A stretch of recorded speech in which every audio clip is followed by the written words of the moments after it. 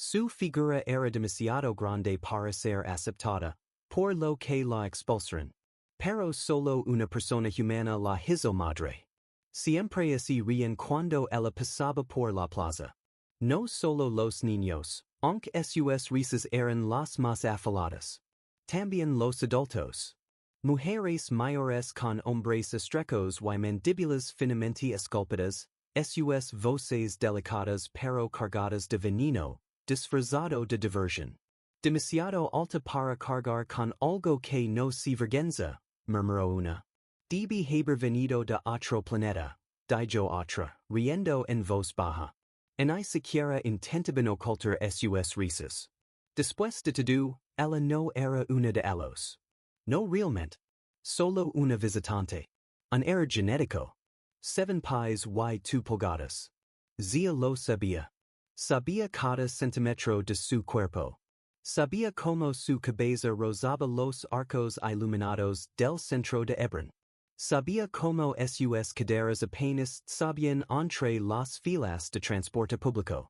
Sabía cómo sus manos, largas, colosas y poco estéticamente agradables, se cerraban alrededor de su mochila, no por miedo, sino porque las escaleras la hacían centros como una atracción de zoológico. Mira, susurró un niño, tirando de la manga de su madre. ¿Está rota? La mujer no respondió. Solo sonrió con una sonrisa fría y languida. Es humana, dijo suavemente. No las construyen bien. Zia continuó caminando. Sus botas resonaban demasiado fuerte sobre las losas de piedra bioactiva. Incluso el suelo parecía traicionarla, incapaz de soportar su peso sin hacer ruido. El golpe de sus pasos parecía un castigo. Se agachó bajo el mismo arco de regila que había golpeado su frente en su primera semana allí. La cicatriz ya se había curado, pero aún se estremecía al recordarlo. Alguien se rió.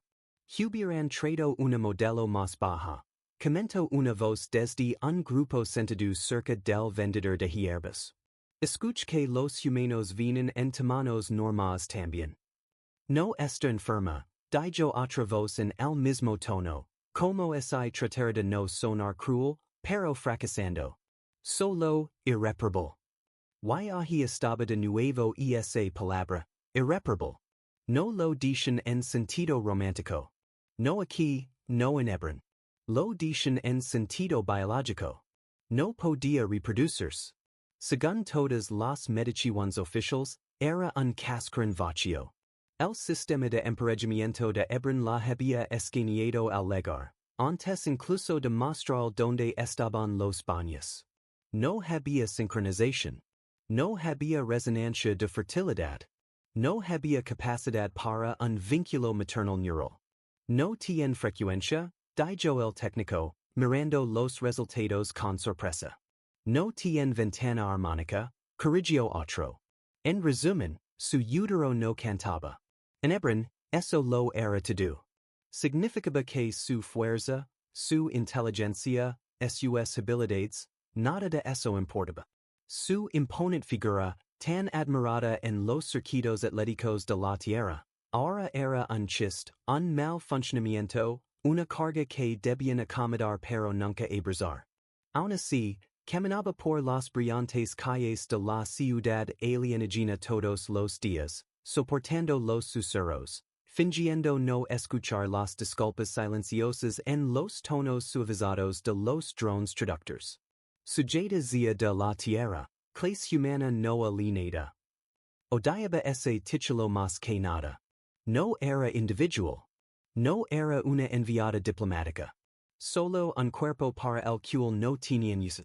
Se detuvo en el puente que pasaba por encima de las terrazas inferiores. El sol se estaba poniendo, las dos lunas gemelas proyectaban un resplandor pálido y violeta sobre la flora luminosa que brillaba a lo largo de la orilla del agua.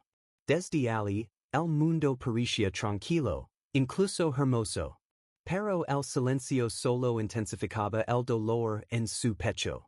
De vuelta en su hogar, había sido capitana, líder de equipo, una mujer con autoridad en su voz y peso en su paso. Aquí, era una animalia tolerada, un recordatorio ambulante de que los humanos eran demasiado toscos para encajar en algo tan elegante como la biocultura de Rhine. Una ráfaga de viento tocó el borde de su chaqueta. La ajustó, aunque la temperatura no lo requería. Su reflejo brillaba en el agua de abajo. Demasiado alta, demasiado ancha, con líneas duras y miembros pesados. Intento imaginarse como la veían. Sobresaliente, torpe, biológicamente irrelevant. El dolor era silencioso, y no agudo, solo un zumbido constante en el fondo, como un tinnitus del alma. Esa noche tomó el camino largo hacia sus habitations, pasando por los jardines del acantilado, a través del borde del bosque sin luz, donde pocos ciudadanos se aventuraban de noche. Le gustaba el silencio allí. No la juzgaba.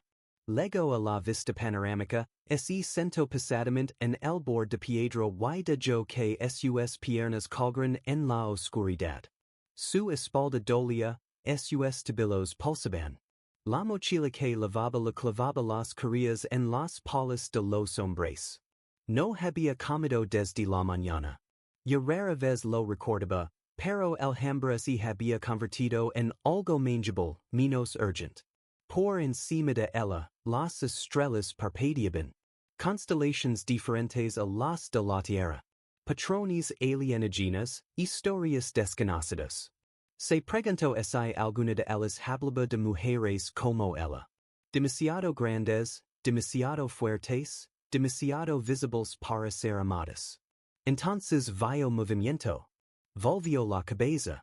Al final del camino, medio siludiado por el resplandor de un tercer aterrizado, había un hombre humano, más bajo que ella, tal vez de unos 1.80 metros. Estaba quieto, con las manos metidas en los pliegues de su abrigo de campo. Su cabello oscuro estaba alborotado por el viento, y sus ojos, cuando se encontraron con los de ella, no parpadearon de curiosidad ni incomodidad, solo de reconocimiento silencioso. No se acercó. No la saludó, pero no apartó la mirada tampoco. Más tarde recordaría ese momento, el silencio, la forma en que las estrellas parecían parpadear como testigos, la mirada de el que decía, te vio, sin que dijera una sola palabra. Pero en ese momento, todo lo que pudo hacer fue bajar la mirada, no por vergüenza, sino por sorpresa. No estaba acostumbrada a ser vista sin que la midieran. El hombre permaneció unos segundos más. Luego se dio la vuelta y se alejó. Él se quedó en el borde mucho después de su partida, con la mano sobre el pecho, como intentando memorizar lo que se sintió cuando alguien no se alejó de su sombra. No sabía su nombre. O no. Pero algo en su interior había cambiado, no sanado, no suavizado, pero sí agrietado. Y las gritas, como había aprendido, eran donde la luz entraba. Zia no durmió esa noche. Permaneció quieta en la cama estrecha de su alojamiento asignado, en un cuarto cuadrado y estril. Las paredes vibraban débilmente desde el núcleo de energía de bayo. Una sola enredadera, proveniente de la arquitectura exterior, había penetrado por la rejilla del techo, pulsando con suave luz azul como un latido de algo que no reconoce. La observó durante horas. El sueño no ligaba. No después de la forma en que él la había mirado. No la había observado, ni evaluado, ni mirado con deseo. Solo la había mirado. No recordaba la última vez que alguien la había visto sin medir inmediatamente su tamaño, su potencial, su amenaza. Ese hombre Rowan, si recordaba correctamente, la había mirado como si estuviera leyendo un idioma que solo entendía a medias, pero que decía comprender con desesperación. Eso no debería importar. No aquí. No en este planeta donde su utilidad era una negociación diaria y su valor era una ficción diplomática. Y, sin embargo, lo cuido. La quietud en su postura, la ausencia de lastima, la forma en que no aparto la mirada, ese entero bajo sus costillas, como un ardor lento. A la mañana siguiente, sus miembros se sienten más pesados de lo usual. Estiro el hombro hasta que se oyo un crujido. Agarro la unidad de hidratación y bebio 2 tragos de agua mineral filtrada. Salto el desayuno otra vez. No tenía hambre. Se puso su uniforme. Otro día de relevancia silenciosa. Camino hacia el sector inferior donde los escáneres de minerales se habían averiado durante la noche. Trabajo de mantenimiento estándar, su tipo de trabajo. Los pasillos estaban menos concurridos a esa hora, menos hoyos, menos susurros. Las baldosas de piedra bajo sus pies resbalaban por la condensación de la humedad. Sus botas crujían una vez y ella hizo una mueca. Cada sonido que hacía siempre parecía más fuerte de lo que debería haber sido.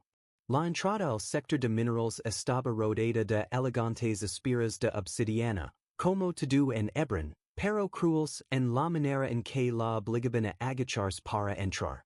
Se agachó y, al entrar, se dio cuenta de que no estaba sola. Roenya estaba allí. Estaba arrodillado junto al núcleo del escáner, con el codo metido en la unidad abierta. Herramientas esparcidas a su alrededor con orden preciso. No levantó la vista cuando ella entró. Zia dudó. Podría irse. Podría dar media vuelta, solicitar un cambio de tarea, finger que esto había sido un error. En su lugar, aclaró su garganta. Rowan levantó la vista, sus ojos parpadeando bajo la suave luz. Sin sorpresa, sin torpeza, solo con esa mirada tranquila y constante. No esperaba ayuda, dijo simplemente. No sabía que estarías aquí, respondió ella. El silencio se instaló entre ellos. No era agudo, no era frío, solo esperaba. Rowan se sentó sobre sus talones, limpiándose las manos con un trapo. Los escáneres están funcionando mal. Los bucles de retroalimentación BOFSE sobrecargan. Probablemente un colapso en el puente térmico. Ella asintió. ¿Puedo ayudar? ¿Sabes algo de cables? Sé cómo evitar que mis dedos se quemen, dijo ella. La mayoría de los días. Una pequeña sonrisa, apenas visible. Ella se movió para hacer espacio. Ella arrodilló junto a él. El frío de la piedra hundiéndose en sus piernas, pero no se cayó. Sus manos se movieron hacia el panel auxiliar, sintiendo las formas de calor, buscando patrones de vibración. El trabajo la enclava, mecánico, predecible. Aquí no se rían de ella. Trabajaban en conjunto. No era necesario explicar cada movimiento. Sin interruptions, solo herramientas pasándose de una mano a otra, el occasional ascenter de cabeza. El tiempo se diluía. El silencio se volvía cómodo. En un momento, sus manos se rozaron, ambos alcanzando el mismo sujetador de cables. Ella se detuvo. Él también. Pero ninguno de los dos se apartó. Su mirada se elevó.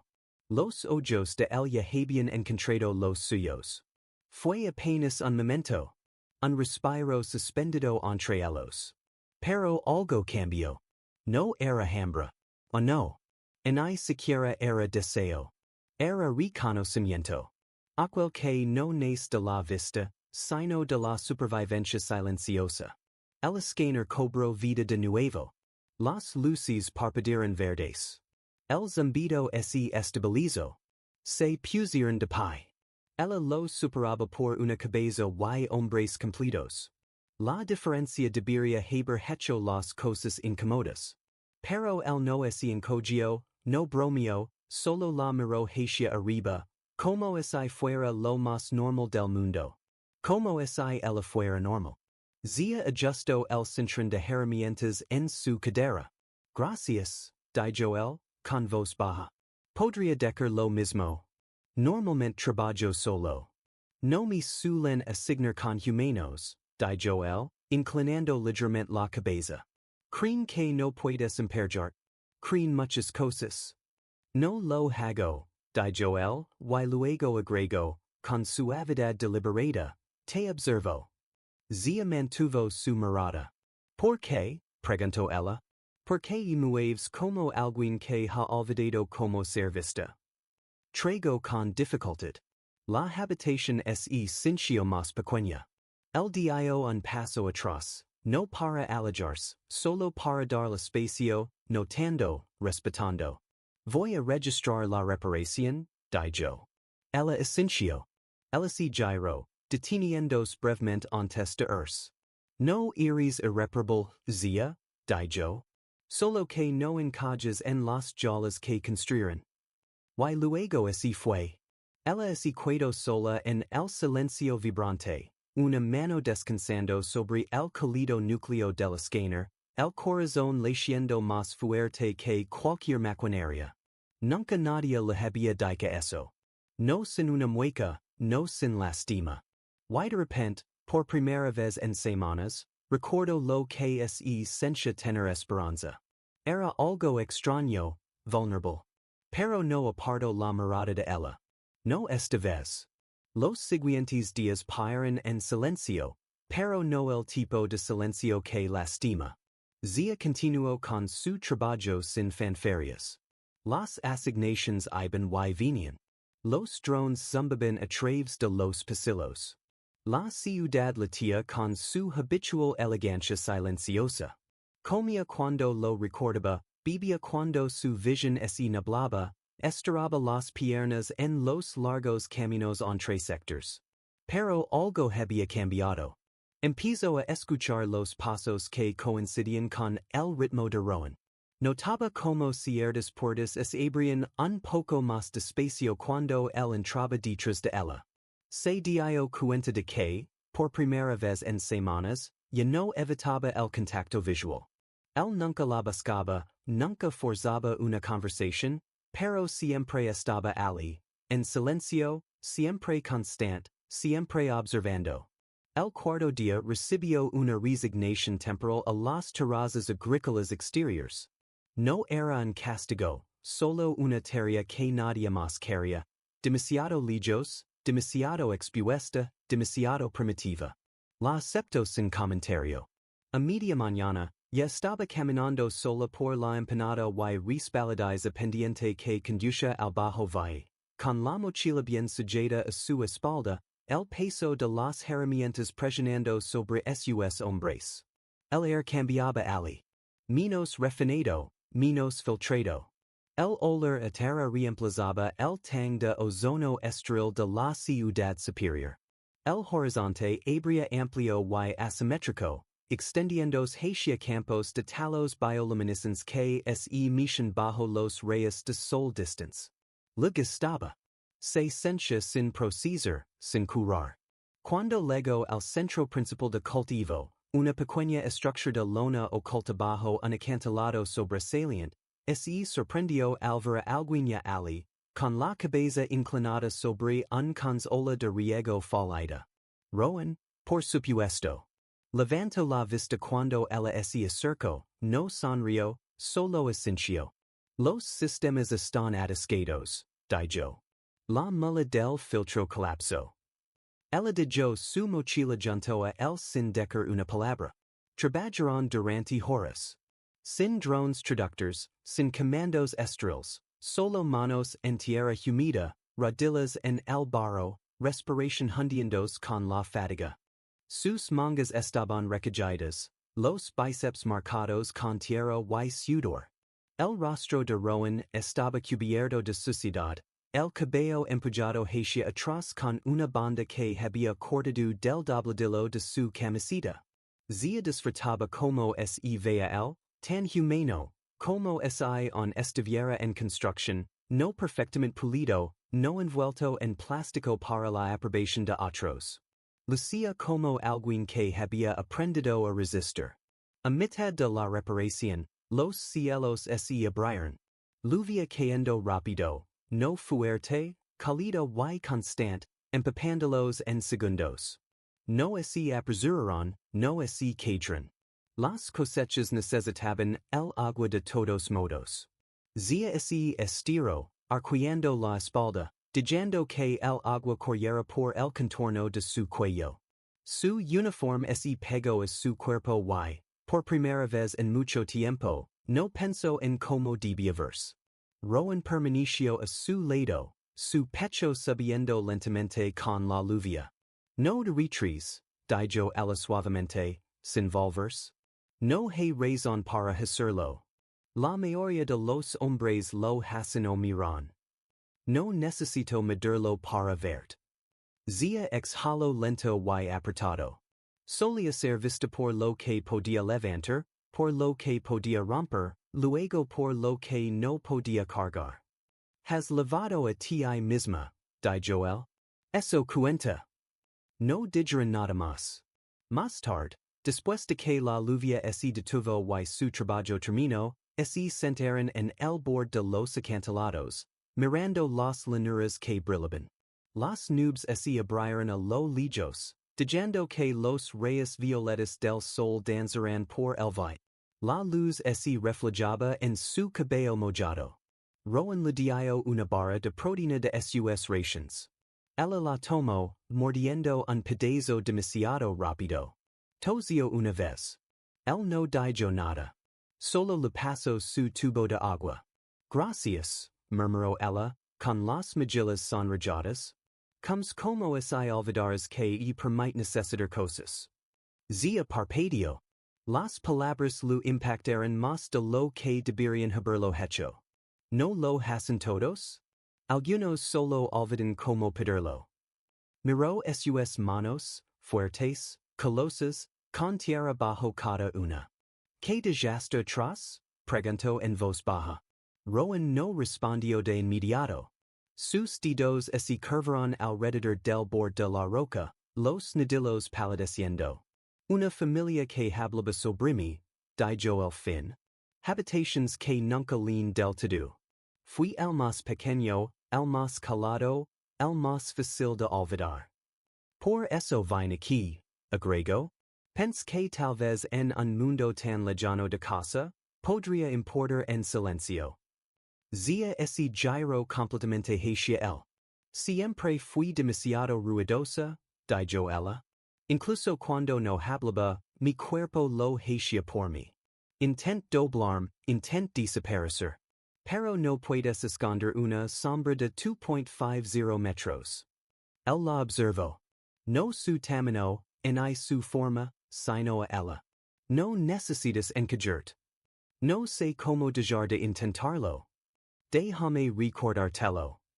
Las palabras no eran románticas. No eran coquetas. Eran algo más peligroso. Verdaderas. Luego, él habló sin mirarla. ¿Por qué viniste aquí? Zia no respondió de inmediato. Su archivo decía, especialista en puentes culturales. Su verdadero trabajo era hacer que los demás se sintieran cómodos con ella a su alrededor, dijo. Para demostrar que alguien como ella, grande, torpe, visiblemente humana, podía no ser una amenaza. ¿Y lo lograste? No. Su voz sonó seca, pero cumplió el papel. Sonrió cuando le preguntaron sobre la gravedad de la tarea. Les permitió ejecutar sus diagnósticos. Rio cuando hicieron chistes sobre compatibilidad reproductiva, como si ella no estuviera en la habitación. La mandíbula de Rowan se tensó. Pensaron que no podía oír los susurros de los drones. Raza no viable, agregó, como si fuera sorda edemas de inútil. Ella se giró hacia ella. No eres inútil. Zia mantuvo su mirada fija. Tú ni siquiera sabes lo que soy. Sé que aún estás aquí. Eso cuenta para algo. Ella lo miró fijamente, largo, como si tratara de decidir si lo decía en serios. Él no apartó la vista. En la era algo, dijo después de un momento. Capitana de mi equipo de gravedad, la mejor de la clase. Me llamaban la chica Atlas, Dicen que lavaba nuestras victorias sobre mis hombres. El levanto una ceja. Lo dicen como un cumplido. Hasta que hicieron el escaneo biológico y descubrieron que no podía cargar nada más. Su voz se quebró levemente al final de la frase. Nunca quis tener hijos hasta que me dijeron que no podía. Entonces, era lo único en lo que podía pensar. Lo que mi cuerpo no podía hacer, lo que no lograba ser. Rowan no intentó consolarla. No le dijo que no era cierto, y que no importa. Solo dijo. Lo siento. Fue suficiente. Se reclinó sobre sus codos, diciendo que el sol acariciara su rostro. ¿Y tú? Preguntó después de un rato. ¿Qué te trajo aquí? El dudó, no por vergüenza, sino porque su respuesta era frágil. Me cansé de ser pequeño, dijo. Eso la sorprendió. Se giró hacia él, confundida. No me refiero a la altura, agregó.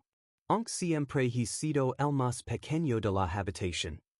Flexionó una mano lentamente, como si recordara algo. Vengo de una familia de hombres que se medían en volumen de decibelios, violencia. No encajaba. Ella no dijo nada, observando su perfil. Me dijeron que era demasiado suave, que me aplastarían aquí. Y tal vez lo habría hecho, si no hubiera aprendido que la suavidad no significa debilidad, solo falta de armadura. Ella miró entonces. Y veces las cosas sin armadura son las que sobreviven más tiempo, porque saben cómo doblarse. Zia sintió que su garganta se apretaba. Agregó más bajo. No vine aquí para ser alguien. Vine aquí para dejar de ser invisible.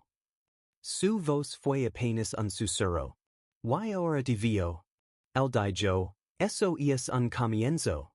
Se quedaron en silencio nuevamente, pero esta vez era diferente. No evitación, no distancia, solo dos personas diciendo que el recuerdo respirara. El viento se movía entre los árboles sobre ellos. Un insecto con alas violetas flotó y luego se alejó. El sol caía un poco más bajo y el cielo se sonrojaba ligeramente hacia el anochecer. Zia se movió. Su hombro rozó el del. No se apartó. El tampoco. Más tarde, cuando regresaron a su campamento temporal, sus manos se rozaron nuevamente al pasar por la cortina de enredaderas que cubría la entrada. Esta vez, él no se apartó, y ella no soltó su mano. El pasado no había desaparecido, pero ahora tenía compañía. Alguien más con quien cargarlo. La noche se asentó sobre el campamento como una exhalación suave. El viento había cesado. Incluso los insectos se habían quedado quietos. Un silencio envolvía los bordes exteriores, no vacío, sino lleno de cosas no dichas. Dentro de la tienda, las lámparas estaban bajas, proyectando sombras cálidas de ámbar sobre las paredes. El olor a resina quemada y piedra mojada persistía en la lona. Zia estaba sentada, con las rodillas ligeramente abrazadas contra su pecho, la espalda descansando sobre uno de los postes estructurales. Sus manos estaban sucias. No se molestó en limpiarlas. No lo importaba. Enfrente de ella, Rowan estaba sentado con las piernas cruzadas, las mangas recaídas, su camiseta manchada con tierra y lluvia. La observaba, sin intrusión, sin una agenda, solo viéndola, diciendo que sus ojos descansaran donde querían. Y ella lo dijo. Esta vez no se encogió, no se movió para hacerse más pequeña, más calada, más fácil. Por una vez, quiso ser completamente visible, aunque eso la hizo estar. ¿Estás calada? Dijo ella. Tú también, respondió él. No sonrieron. No lo necesitaban. Más tarde, ella se levantó y se dirigió a su colchón, sin decir palabra. Se sentó, desabrocó sus botas, se quitó la camisa exterior mojada. El aire se pegaba a su piel como un suspiro. Su camiseta interior estaba mojada de sudor y salsica. Olía ella, real y humana. No miró cuando él cruzó la tienda y se arrodilló junto a ella, pero lo sintió. No tocaba o no. Solo estaba allí. Zia giró la cabeza. Los ojos de Rowan se elevaron lentamente desde sus brazos hasta su cuello, hasta sus ojos. No la tocó. No se apresuró. En cambio, dijo suavemente, ¿lo quieres? Su aliento se detuvo.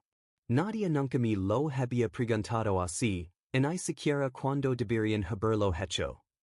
Ella asintió una vez, luego otra vez, más lentamente. No sé cómo ser suave, susurró. No con mi cuerpo. Yo sí, dijo él. La primera vez que sus labios se encontraron, no fue fluido. Su boca era más ancha que la de él, sus manos más grandes. Cuando ella le rodeó la cara, sus dedos se envolvieron fácilmente alrededor de la parte posterior de su cuello, el pulgar descansando justo debajo de su línea de mandíbula. Sus manos fueron a sus caderas, no posesivas, sino como anclajes, asegurando. Zia retrocedió, respirando con dificultad. Dime es demasiado. No lo es, murmuró él. Todavía estoy aquí. Ella movió sus piernas, deslizándolas lentamente, colocándose encima de él. El peso de su cuerpo era real, innegable. Sus muslos rodearon los de él con facilidad. Su espalda se cavó sobre su marco más pequeño, pero él no se apartó, no flaqueó. ¿Está bien?, preguntó, con voz baja, incierta. Él la miró desde donde estaba sentado entre sus piernas, su rostro alineado con su clavícula. ¿Te sientes como la gravedad?, dijo él. Quiero que caigas. Se movieron lentamente. No había coreografía, en hay ritmo practicado, solo dos cuerpos aprendiendo la forma del otro. Las manos de Zia levantaron el dobladillo de su camiseta, deslizándola por su cabeza. Tocó su pecho, los dedos arrastrándose por el rastro de viejas cicatrices y su avidad allí. Él alcanzó el dobladillo de la suya, pero se detuvo, mirándola. Ella asintió. La tela se despejó. Su torso largo y poderoso, marcado por el tiempo y no el arreglo, era historia, y por primera vez no se sintió como algo que tenía que defender. Rowan presionó un beso justo debajo de su caja torácica. Ella exhaló bruscamente, la mano volando instintivamente a su hombro. Lo siento, dijo él, con voz baja. Solo, nunca nadie me ha tocado allí. Ella murmuró. ¿Puedo parar? No. Fue más tarde, acrocada contra él, con su cabeza bajo su barbilla. Sintió el dolor en sus caderas, la quemazón en sus muslos, el sudor que se secaba entre ellos mientras el aire frío lo secaba aún más. Pero no se sentía demasiado grande. No se sentía como un aire. Se sentía elegida. Y por primera vez en su vida, no se preguntó que se sentiría ser suficiente. Lo sabía. Despertó el calor, no a la luz del sol. La luz azul y suave del amanecer de vela se filtraba a través de las paredes de fibra de su refugio. No las mantas.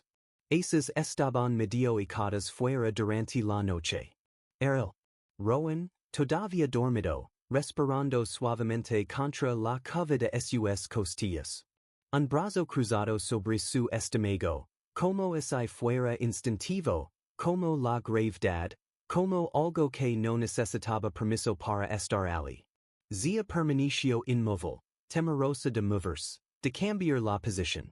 No porque no quisiera que él estuviera cerca, sino porque no quería que el momento desapareciera. Su cuerpo más pequeño encajaba contra el suyo como si hubiera sido diseñado para esto, para desaparecer en el espacio que ella había pasado toda una vida pensando que era demasiado grande para sostener algo. Pero ahí estaba él. Sostenida. Su garganta ese aprieto inesperadamente. No había esperado suavidad después de todo. No había esperado quietud, pero esto era casi peligroso en su gentileza. Rowan se movió. Sus pestañas se agitaron. Ella giró ligeramente la cabeza para mirarlo. ¿Me estás mirando?, murmuró él. Tu boca se mueve mientras duermes, respondió ella en voz baja. Solo para mujeres que rompen las leyes de la gravedad, dijo él, sin presunción, sin burla, como una verdad que acababa de descubrir en sí mismo. Ella apartó la mirada antes de que pudiera ver la sonrisa que tiraba de sus labios. Pero entonces algo cambió. Un pequeño calambre bajo, extraño, no dolor, pero presión, como si su cuerpo estuviera tratando de hablar un lenguaje que no había usado en años. Se detuvo. Rowan lo notó de inmediato. ¿Qué pasa? Nada, mintió ella. Solo dolor. Su mano se movió suavemente a su espalda. ¿Demasiado? No, respondió ella en voz baja. No es demasiado. En hay de cerca. Pero la punzada es real. Más tarde, cuando ya estaban de pie, cuando ella estaba sepulando el barro de sus botas y él estaba hirviendo agua para las raciones matutinas, lo sintió nuevamente. Un giro profundo y inexplicable.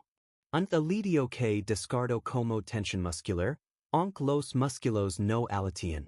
No lo mencionó. No. Miró a Rowan verter agua en dos tazas, enfocado y tranquilo.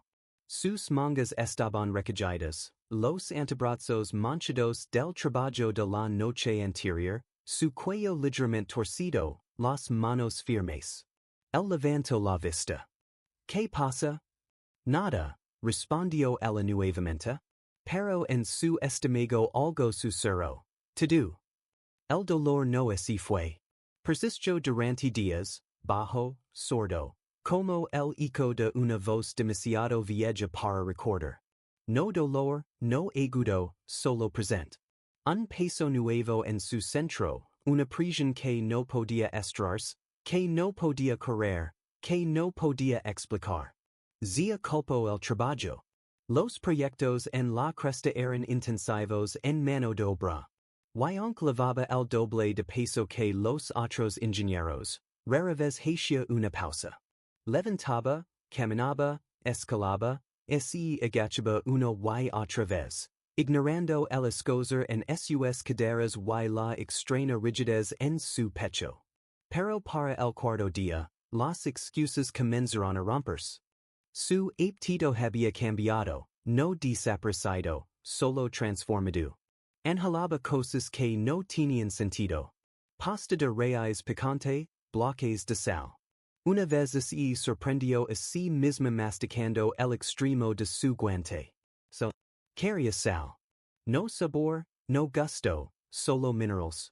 Por la noche, su piel se sentía eléctrica, como si sus nervios estuvieran demasiado cerca de la superficie. Sus pechos dolían con una plenitud que no tenía causa. Su estómago se revolvía con olores repentinos.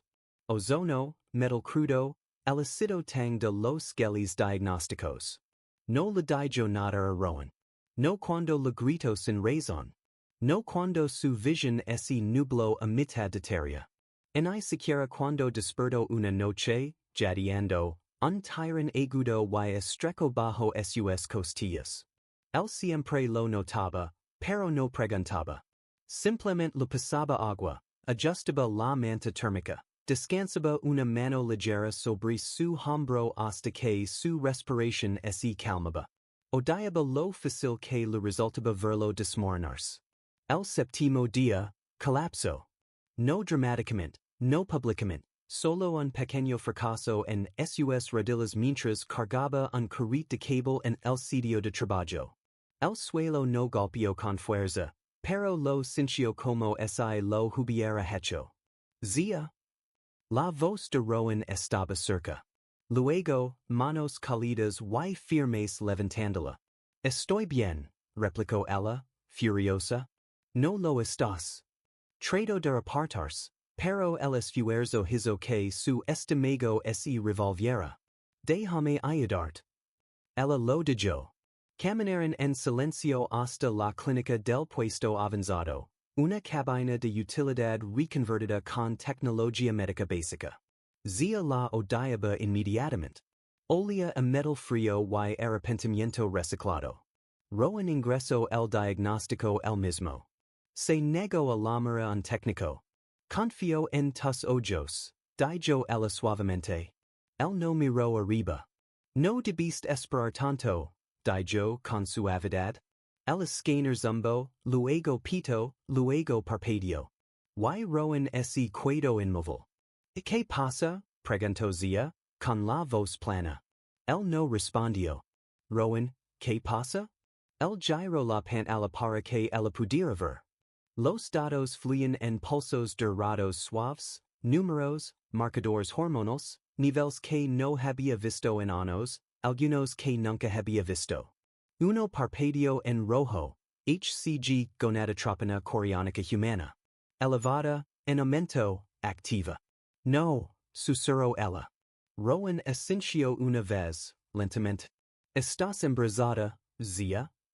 La habitación se encogió a su alrededor. Escuchó su propia respiración, como si sucediera a través de agua. Lenta, distorsionada, distante. No es posible, dijo ella, pero su voz carecía de convicción. Lo sé.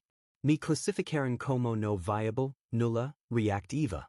Hicieron escaneos completos de sincronización. Mi campo reproductivo estaba inactivo. No había forma armónica, no había receptividad celular. Lo recuerdo. Entonces, ¿cómo? Sus manos temblaban. Tal vez nunca estuviste inactiva, solo nunca en resonancia con los escaneers, o con ellos. Ella miró la pantalla. Pulsos diminutos. Movimiento fetal. Primitivo, pero constante. Algo estaba creciendo dentro de ella. Algo que su cuerpo había sido toldado que nunca podría sostener. Algo que había desafiado la precisión de la medicina de Vela, los algoritmos, las frías declaraciones. Una posibilidad. Necesito sentarme, susurró. Él la ayudó a sentarse en el banco, con las manos cuidadosas, sin presionar demasiado. Ella se miró a sí misma, sin ver su reflejo, sin ver su forma, solo sintiendo.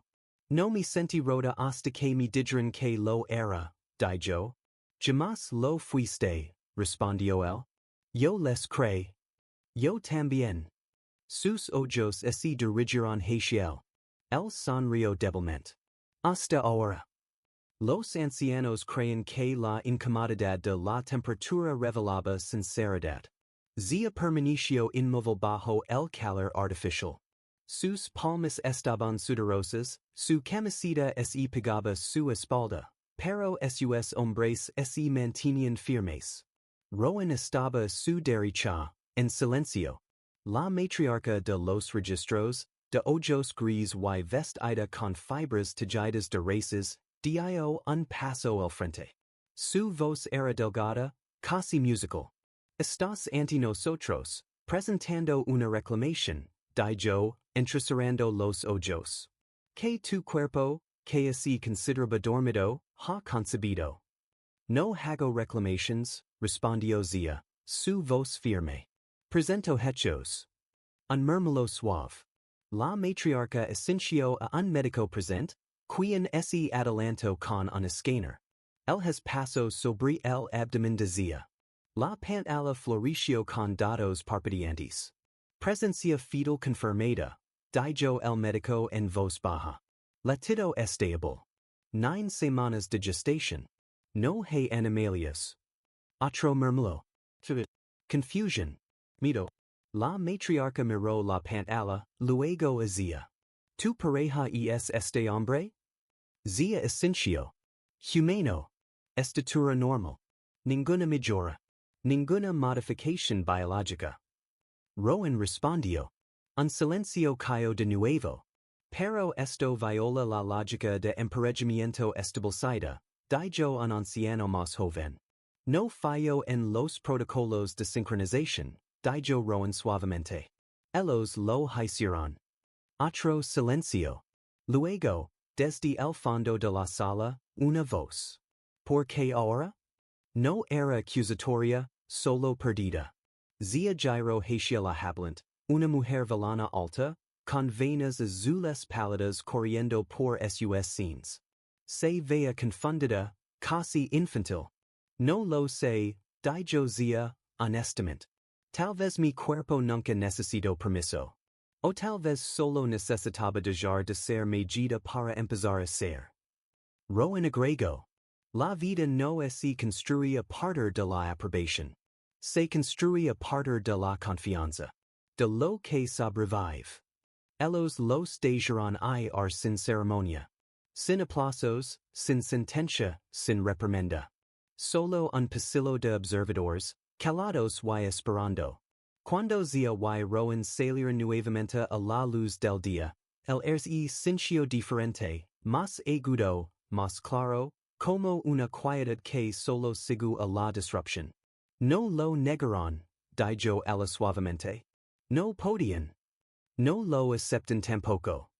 Lo harán, paso, descansando una mano sobre su vientre. Y es extraño, susurró. Por tanto tiempo pensé que era un defecto, algo roto. Pero nunca fue falta. Fue cuestión de tiempo. De ser vista. Roen la miró, los ojos suaves. Y ahora no solo te ven. Estás conversando en algo que no sabían que podía existir. Un futuro, dijo ella. El sonrió. Nuestro. Las semanas pasaron. Los susurros no cesaron, pero cambiaron. La curiosidad reemplazó la crueldad. El término irreparable dejó de aparecer en los registros diarios. Los protocolos médicos fueron reescritos.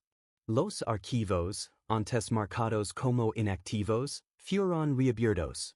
Otros comenzaron a salir adelante. Humanos, exceptions, los pasados por alto y descartados, pidiendo ser reevaluados. Zia vivió sin convertirse en símbolo, trabajando cuando podía y descansando cuando lo necesitaba. Roen la apoyó sin llamarlo amor.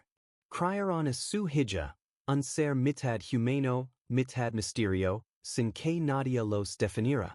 Juntos, en su pequeño hogar, redefinieron lo que significaba ser vistos y ser suficientes.